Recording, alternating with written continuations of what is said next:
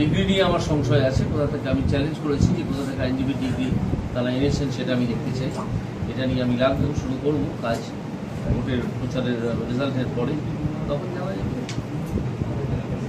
আর পরামর্শে তিনি এসব বাজে বাজে কথা বলছেন। তিনি নিজে তো কিছু জানেন না। মমতা ব্যানার্জির পড়াশোনা ক্লাস 8-এর বেশি নয় বলে আমি মনে করি।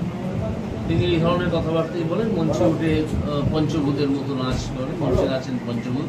কিশোর কুমার রায়ের একটা ছোট্ট ছড়া আছে না, সেরকম পঞ্চভূতের মতো নৃত্য করেন তিনি এবং তার ভাই করেন।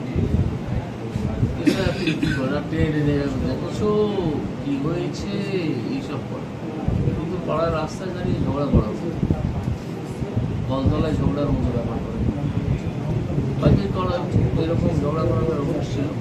আমরা রাজনৈতিক কথাবার্তা বলি, রাজনীতির কথাবার্তা বলি, এইসব সন্ত্রাসের দিকে থাকি না। নাহলে সন্ত্রাস তো আমরাও করতে পারতাম, আমাদের ক্ষমতা কিছু কম না। ভারতবর্ষে 18টা রাজ্যে আমরা আছি, আমাদের ক্ষমতা কিছু কম নেই। আমরা তাদের তো বড় বড় 3জন নেতাকে জেলে গড়াগড়ি খাওয়াচ্ছি, বার করতে পারছেন না কাজে। মঙ্গল চোখে একটা বক্তব্য আপনার পেয়েছিলাম যে ডিসেম্বরে ডেডলাইন, সরকার হয়তো ডিসেম্বরে পড়ে যেতে পারে, পড়ে যাওয়ার সমূহ সম্ভাবনা আছে। সেরকম সুস্পষ্ট কিছু কারণ কিছু বলবেন? সুস্পষ্ট কারণ দেখতে পাচ্ছেন তো, তাপস রায় বেরিয়ে গেছেন আগেই। কুণাল ঘোষের কণ্ঠস্বরে অন্যরকম সুর, ঠিক আছে, তাকে কোনো রকমে আবার পার্টি ফোল্ডে রেখে দেওয়ার চেষ্টা। ববি হাকিম নিস্তব্ধ। আপনারা কি ওই কৃষি ভাইপো ছাড়া কাউকে নির্বাচনী প্রচারের ভিডিওতে দেখতে পান? ওকে পান না। এটা একটা ওই কর্পোরেট কালচার আমদানি করতে গিয়ে একটা রাজনৈতিক কালচারকে বিসর্জন দিয়েছে এরা, এই তৃণমূল দল তো দিয়েছে এবং তারা, আমার ধারণা বিজেপি 25-এর চেয়ে বেশি আসন পাবে এবং সেক্ষেত্রে এই সরকার তাদের বৈধতা হারাবে, তাদের লেজিটিমেসি থাকবে না এই রাজ্য সরকারের। এবং তখন তাদের চলে যাওয়াই উচিত।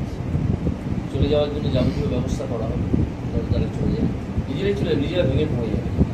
এই সরকারটি কোষাগারে টাকা নেই, কদিন পরে তারা মাইনেও দিতে পারবে না, লক্ষ্মীর ভাণ্ডারও দিতে পারবে, কোষাগারে টাকা নেই, ফলে তারা ভেঙে পড়বে না। তো কী করবে?